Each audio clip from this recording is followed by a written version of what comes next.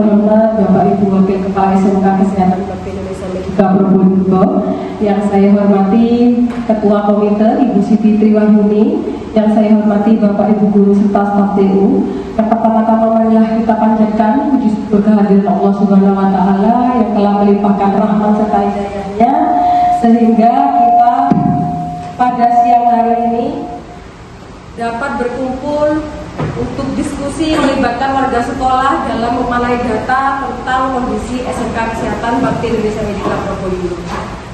Jadi Bapak Ibu, sekolah kita kemarin sudah melaksanakan yang namanya ANBK atau Asesmen Nasional Berbasis Komputer. Jadi hasil asesmen berbasis komputer ini nantinya akan ditampilkan melalui rapor mutu yang sudah keluar, rapor pendidikan tahun 2024. Yang nantinya kita akan bersama-sama membahas kira-kira apa saja permasalahan yang ada di SMK Kesehatan dan juga bagaimana nantinya kita bersama-sama mendiskusikan upaya untuk menangani masalah tersebut. Oke Bapak Ibu, jadi kita akan masuk ke tahap identifikasi. Apa sih tahap identifikasi? Jadi kita dengan tahap identifikasi merupakan langkah awal untuk memahami kondisi dari satuan pendidikan. Bisa dilihat dari rapor mutu ataupun data observasi yang ada di SMK Kesehatan. Misal, kalau data sarpras bisa dilihat dari Wakasarpras, terus kalau seandainya tentang kurikulum atau tentang kesiswaan bisa dilihat dari data Wakil Kepala Sekolah Kurikulum ataupun Wakil Kepala Sekolah bagian kesiswaan atau Humas. Hasil data ini kita nantinya akan melakukan refleksi, kita akan melakukan perencanaan dan juga akan melakukan implementasi, yang dimana setelah kita melakukan implementasi jangan lupa kita selalu melakukan evaluasi secara berkala tentang tindakan atau upaya perbaikan yang sudah kita lakukan. Okay, next, ini adalah kesepakatan diskusi kita atau kesepakatan kelas kita agar diskusi kita berjalan lancar nih Bapak Ibu. Yang pertama, Bapak Ibu kalau seandainya ingin bertanya atau mengajukan pendapat silakan untuk angkat tangan. Yang kedua, silakan menjaga kebersihan kelas dan ingat fokus atau konsentrasi setiap mendengarkan penjelasan tentang materi yang kita sama-sama akan diskusikan, aktif dan juga semangat, bekerja sama secara kolaboratif, dan jangan lupa Bapak Ibu silakan HP-nya di silent.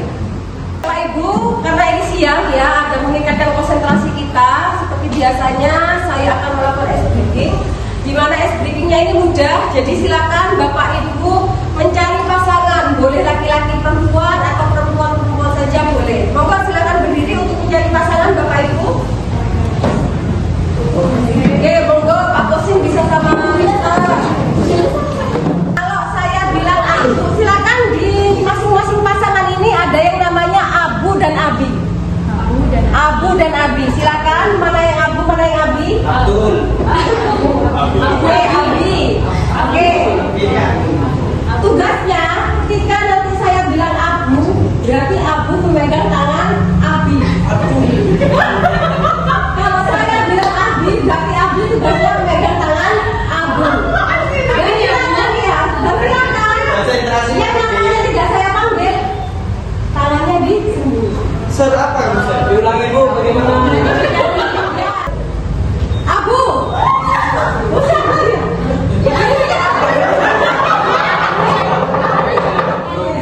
Bapak Ibu, yang selanjutnya kita sudah masuk ke sesi 4 ya.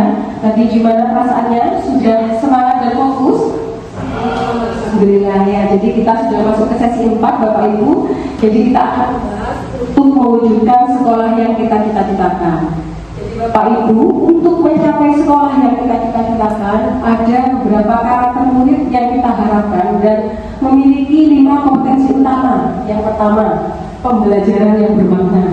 Yang kedua, pendidik terbiasa melakukan refleksi. Jangan lupa setiap Bapak Ibu melakukan pembelajaran, di akhir pembelajaran selalu melakukan refleksi pembelajaran.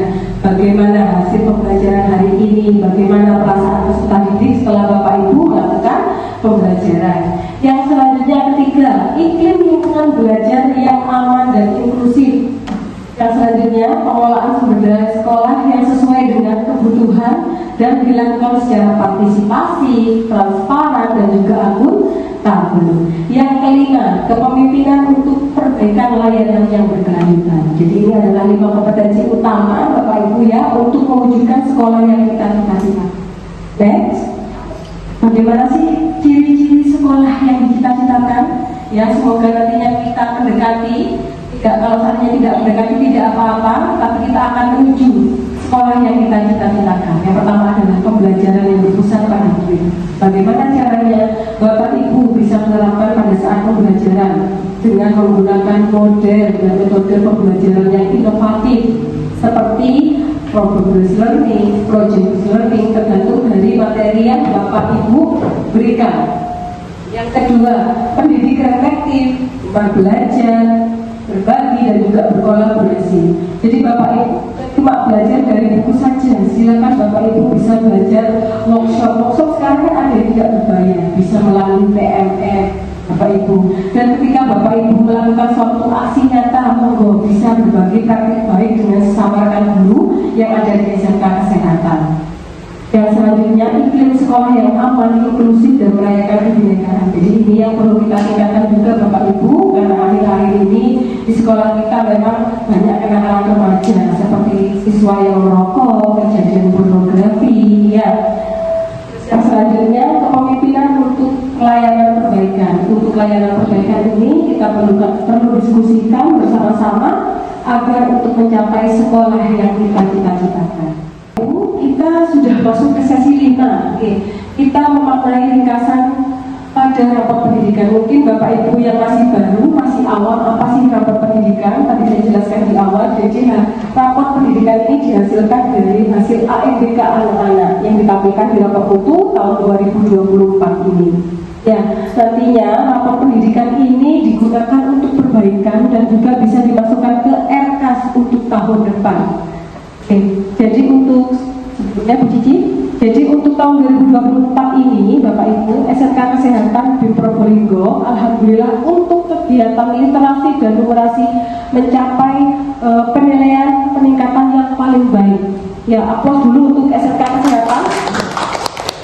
Yang tahun 2023 kita mendapatkan nilai sedang atau orange, alhamdulillah tahun 2024 ini nilai kita menjadi hijau.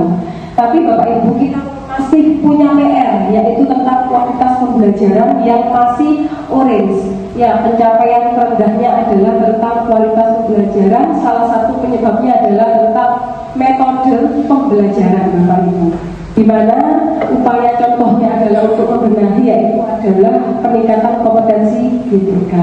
Karena saya paham Bapak Ibu di sini ada guru produktif yang bukan dari pendidikan, yang memang notabene belum paham, apalagi ini baru-baru nih Bapak Ibu, tentang apa sih metode pembelajaran yang inovatif, yang model-model pembelajaran yang berdiferensiasi, itu yang mungkin harus kita tingkatkan di sini. Next.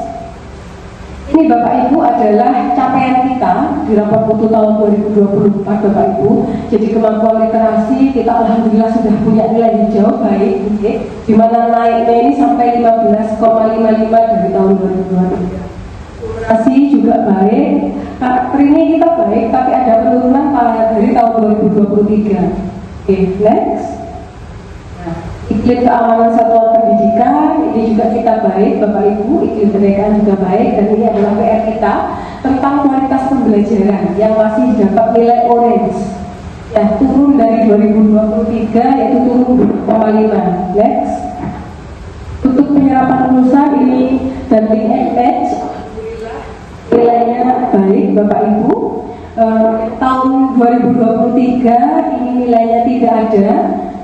Untuk lead and lag juga sama, tidak tersedia. Alhamdulillah 2023 kita mempunyai nilai bagus. Saya juga mengucapkan terima kasih kepada Pak Husin, ya, tepuk tangan untuk Pak Husin juga yang telah membantu anak-anak untuk selalu mengingatkan mengisi link, ya Pak Husin, ya. Dan alhamdulillah juga akhirnya terdata penyerapan lulusan dengan nilai bagus. Oke Bapak Ibu, di sesi 5 ini setelah itu kita akan beranjak ke sesi 6. Nanti saya akan bedah rapor mutunya SMK Kesehatan. Ini kan masih ringkasan saja. Nanti saya akan tampilkan tentang rapor pendidikan SMK Kesehatan. Oke Bapak Ibu, setelah tadi saya memberikan ringkasan tentang rapor mutu SMK Kesehatan, kira-kira di sini apakah ada pertanyaan dari Bapak Ibu?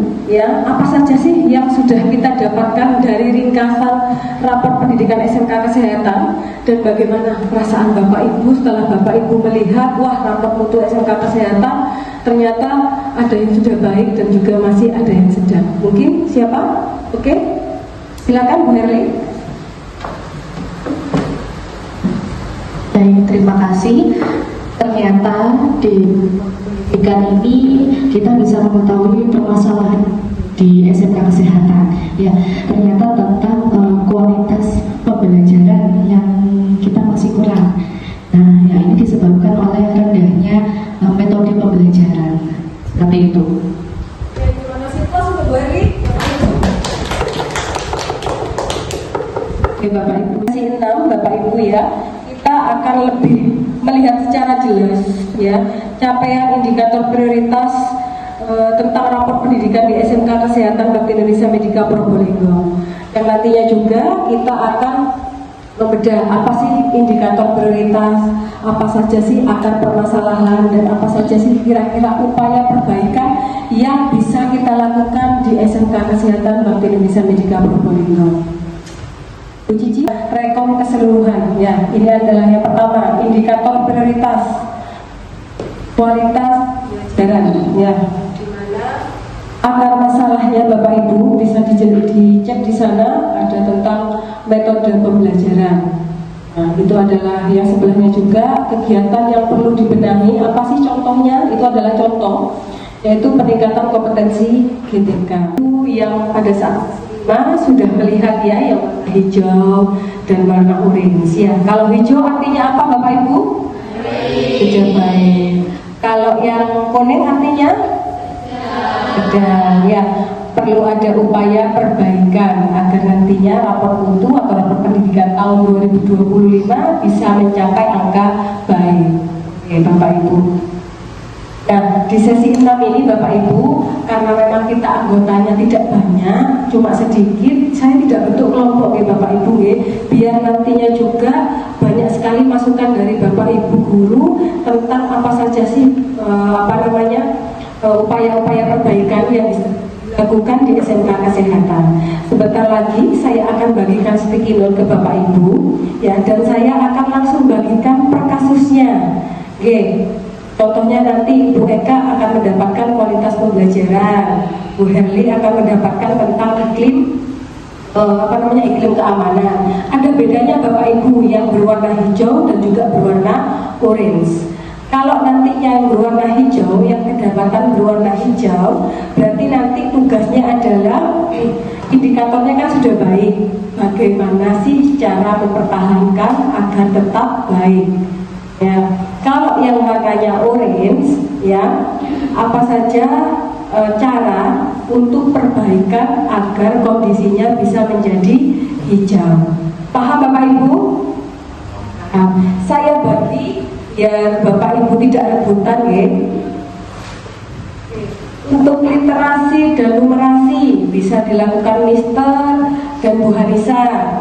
Terus untuk yang karakter bisa Pak Husin dan Bu Friska. Untuk iklim keamanan satuan pendidikan Bu Dela dan Bu Erina. Untuk Bu Novela dan Bu Herli iklim kebinekaan, kualitas pembelajaran Bu Eka ya, Bu Eka tidak apa-apa sendirian ya. Penyerapan lulusan bisa Pak Haidar. Terus link and match bisa Pak Udin ya. Bisa minta tolong Bu Cici dibagikan sticky note-nya. Jadi tugasnya untuk yang baik, kecuali Bu Eka, karena Bu Eka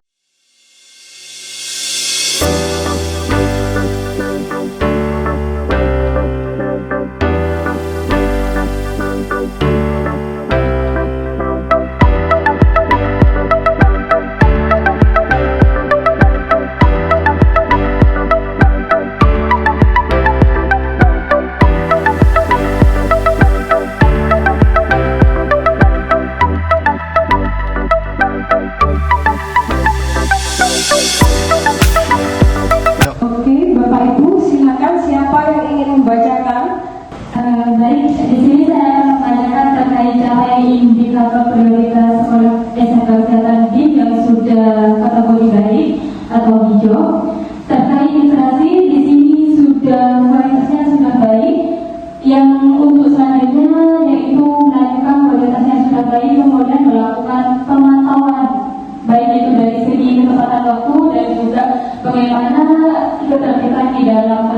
adalah untuk melakukan pembacaan literasi. Sekian, terima kasih.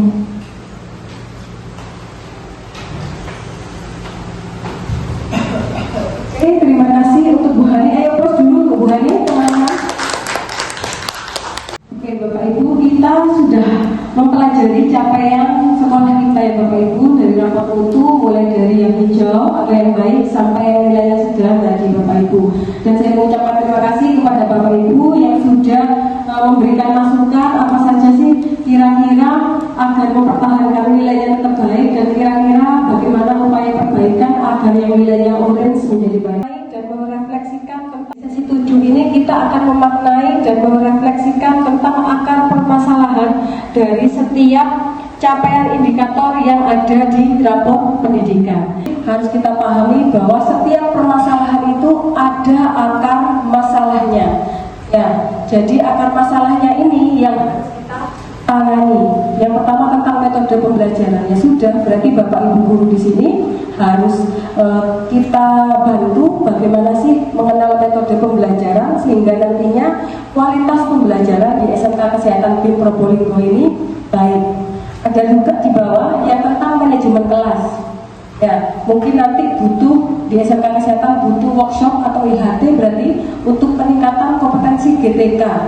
Ya, agar apa? Agar Bapak Ibu guru mampu menangani tentang manajemen kelas yang baik, seperti nanti meningkatkan motivasi anak-anak belajar, ya, agar suasana di kelas menjadi nyaman, itu adalah salah satu kuncinya.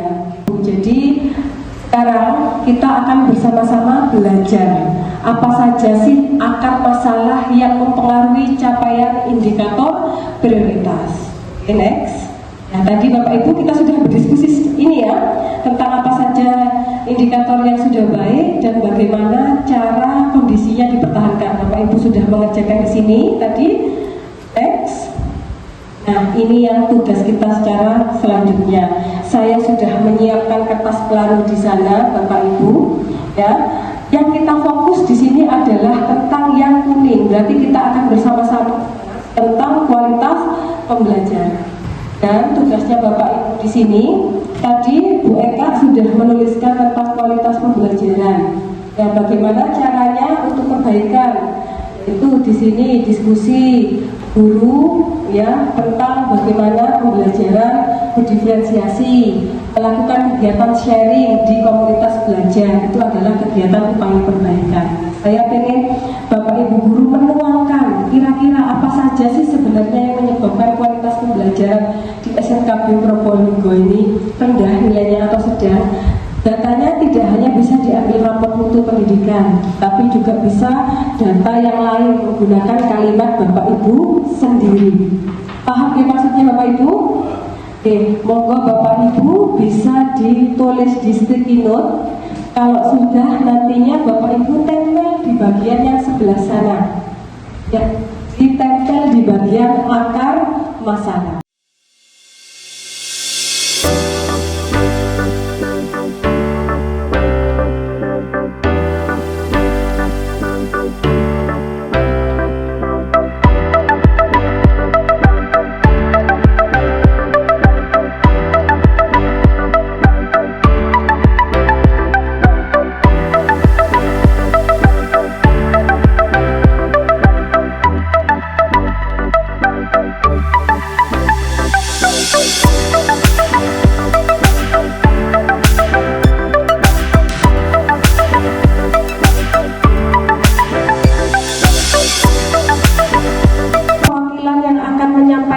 Membacakan hasil diskusi dari teman-teman.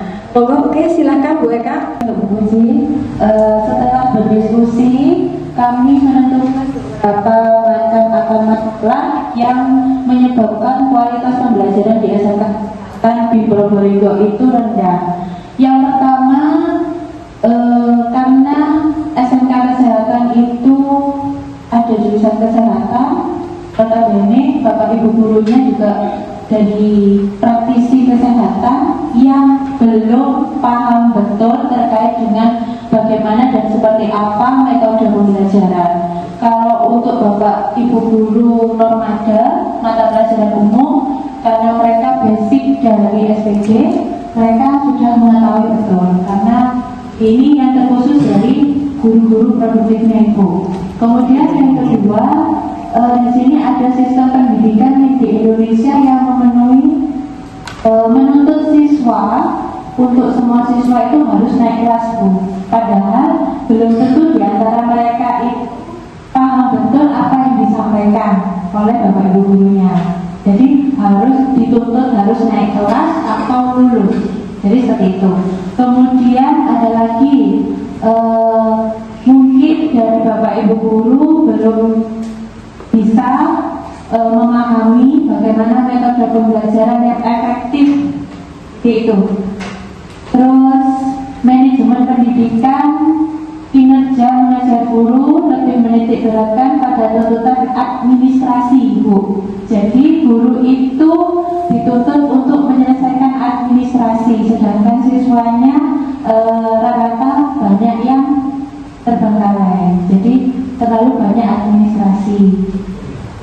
Mungkin itu yang bisa sedikit kami sampaikan terkait diskusi rendahnya kualitas pembelajaran di SMK Kesehatan Dwi Probolinggo. Saya mengucapkan terima kasih kepada Bapak Ibu yang hadir pada siang hari ini. Meskipun siang hari ini dan tadi pagi Bapak Ibu sudah banyak kegiatan, Bapak Ibu siang hari ini tetap semangat ya untuk mengikuti diskusi, untuk menemukan data tentang permasalahan yang ada di SMK Kesehatan Dwi Probolinggo, Bapak Ibu. Mudah-mudahan nantinya setelah kita menentukan prioritas masalah ini, nantinya kita dapat memperbaiki layanan mana saja yang meningkatkan layanan di SMK Kesehatan dan menuju sekolah yang kita cita-citakan. Oke, itu saja dari saya. Kurang lebihnya saya mohon maaf. Saya akhiri. Wassalamualaikum